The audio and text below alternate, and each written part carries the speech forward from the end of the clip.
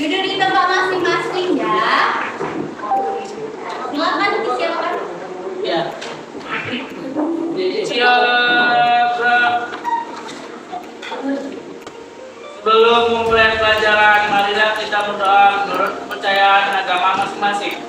Berdoa mulai. Berdoa selesai. Ucapkan salam.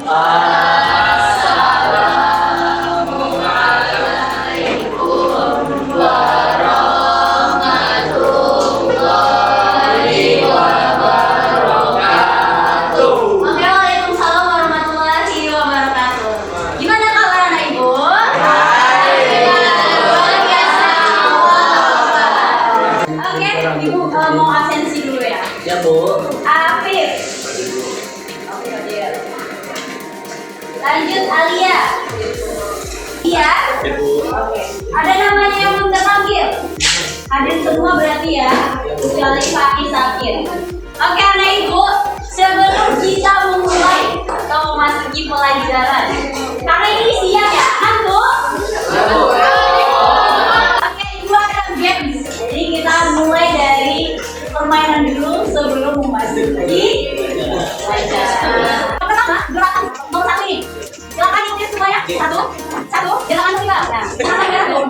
Iya, satu, gerakan dua ini. 2, 3, 4, 5, 6, 7, 8. Kita lakukan ini. Nah, yang ini adalah apa pokoknya?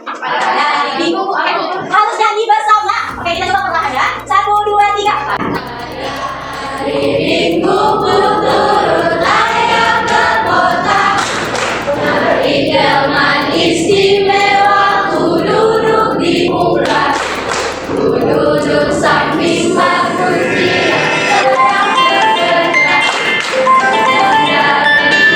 supaya baik jalannya. Tuki taki, tuki taki, tuki taki, tuki tak suara suatu kuda. Tuki taki, tuki tak suara suatu kuda.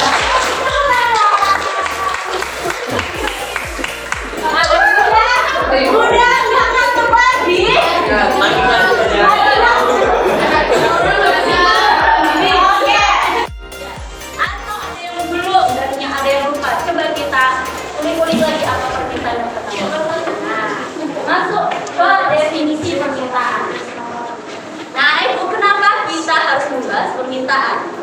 Karena seperti programnya karena dari anak Ibu dari sekolah, dari kelas menuju ke kantin, apa yang terjadi? Berjalan. Apa? Enggak, maksudnya enggak, yang bertujuan ke kantin itu otomatis membeli. Jadi dari sini ke kantin itu terjadinya pembelian. Nah, begitu juga dengan permintaan. Tapi kalau untuk permintaan itu apa? Kesanggupan seseorang untuk membeli sesuatu. Tapi pertanyaannya gini, kalau kita ingin membeli barang sesuatu, atau ingin membeli suatu barang, tapi tidak ada dorongan untuk finansial atau tidak sanggup, apakah terjadi namanya permintaan? Tidak. Berarti kalau permintaan ini harus ada keinginan plus uang sanggup. Kalau dia kredit berarti dia sanggup membayarnya dalam jangka panjang. Yang penting sanggup dan beli gitu. Nah, di permintaan ini memiliki hukum anak Ibu. Nah, hukumnya apa aja? Jika harga naik, harga suatu barang naik, maka permintaan akan barang tersebut turun. Contohnya seperti apa? Contohnya, anak Ibu membeli emas yang mana? Emas berapa? Emas anggaplah 1 gram 1 GB. Naik nih menjadi berapa 1 gram? Anggaplah 1 gram. Nah, kalau naik banyak nggak orang yang membelinya? Banyak atau tidak? Tidak. Kenapa? Karena harganya mahal. Jadi jika harga suatu barang itu naik, maka permintaannya akan turun.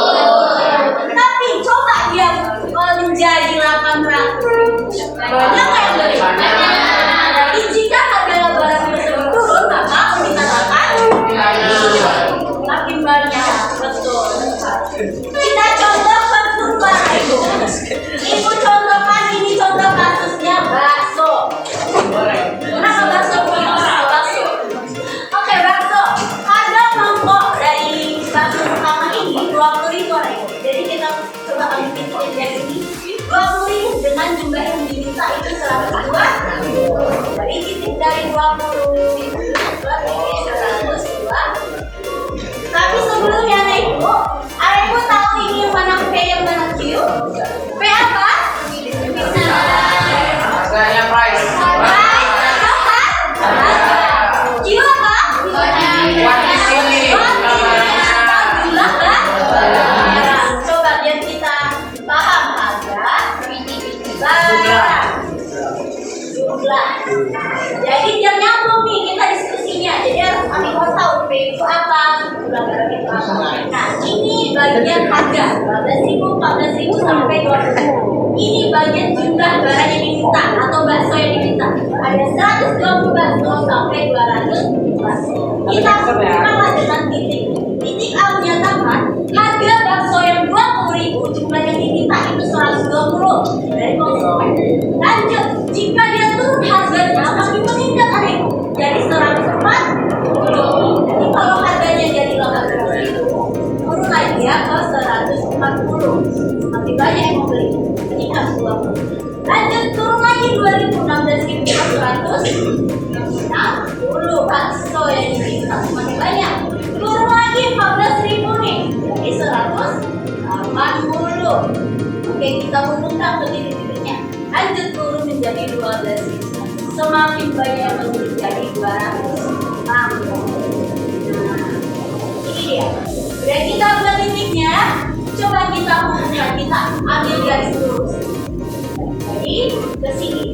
Jadi untuk urutan permintaan itu dari mana ke mana? Dari atas ke kanan bawah. Seperti itu. Karena semakin turun harganya, jumlah barang yang diminta semakin banyak.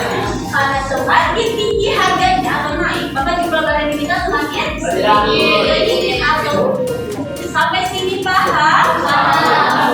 Penjelasan Ibu terlalu cepat atau gimana? Pas. Kalau saya bilang cepat kali Ibu jelasin itu kami terlalu mumet. Bilang dari awal ya. Nah, lanjut kita ke faktor-faktor. Nah, ternyata Ibu untuk permintaan tersendiri ini ada yang mempengaruhinya, ada 7. Pertama, harga barang itu sendiri. Nah, yang harga barang itu sendiri yang kita contohin tadi, jika emasnya naik harganya, maka jumlah permintaannya akan turun. Lanjut, jika harga emasnya turun, maka coba kalau misalnya yang kedua ini, harga barang substitusi. Ada yang masih ingat? Substitusi jenis kebutuhan menurut ayo dengan barang lainnya. Ayo substitusi. Ada yang masih ingat? Apa substitusi?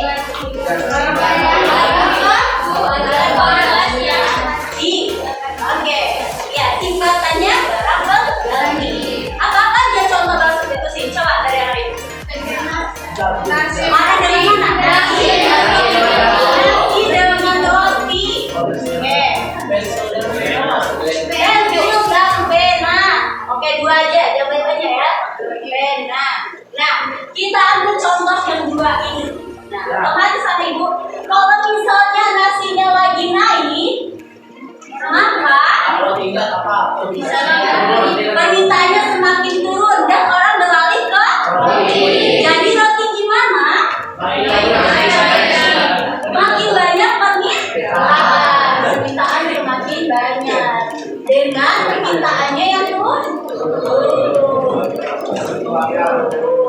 Nah, baca sendiri ya. Oke, jadi kenapa Ibu harga barang substitusi ini mempengaruhi untuk permintaan?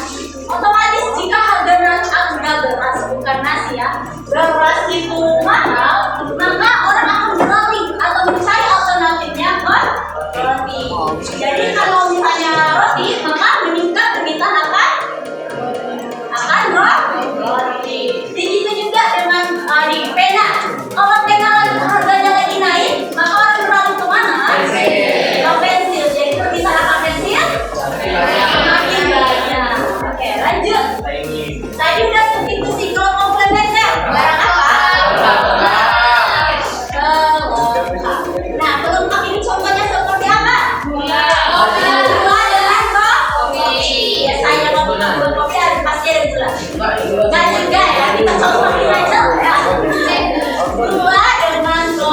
Karena itu biasanya nih bapaknya kalau membuat kopi harus pakai gula, nggak bisa yang pahit.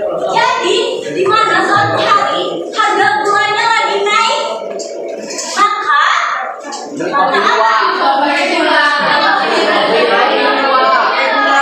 dulunya tadi ingat ya. Dulunya ingat tadi ya. Bapaknya nih suka kali pakai gula, kopinya pakai gula, jadi harus wajib pakai gula.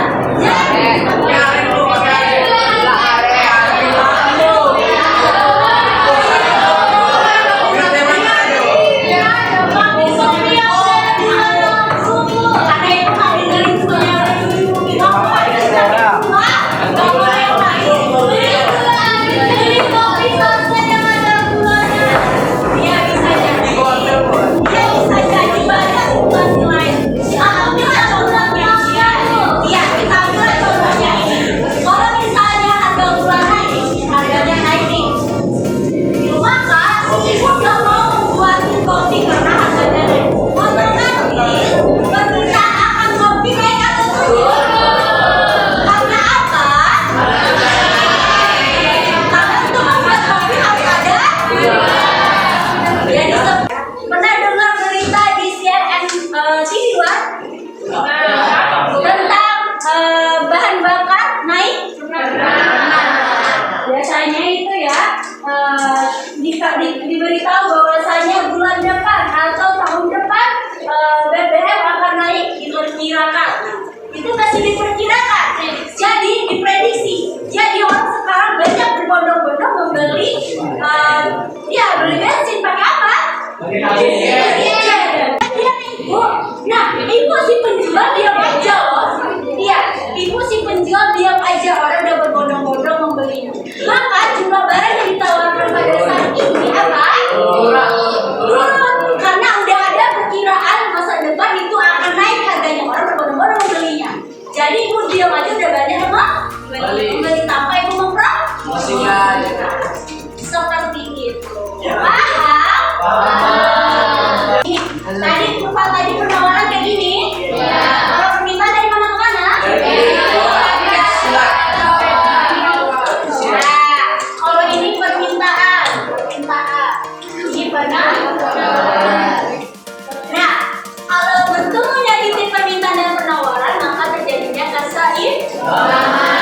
Inilah nanti titik ngomong dari keseimbangan. Yang mana harga keseimbangannya? Mana juga barang keseimbangannya? Dipercontohkan seperti itu. Oke? Jadi ibu jelaskan secara singkat aja keseimbangan, yang depan kita lanjut bagaimana penjelasan keseimbangan. Jadi nggak ada pertanyaan nih, teman-teman ini paham semua?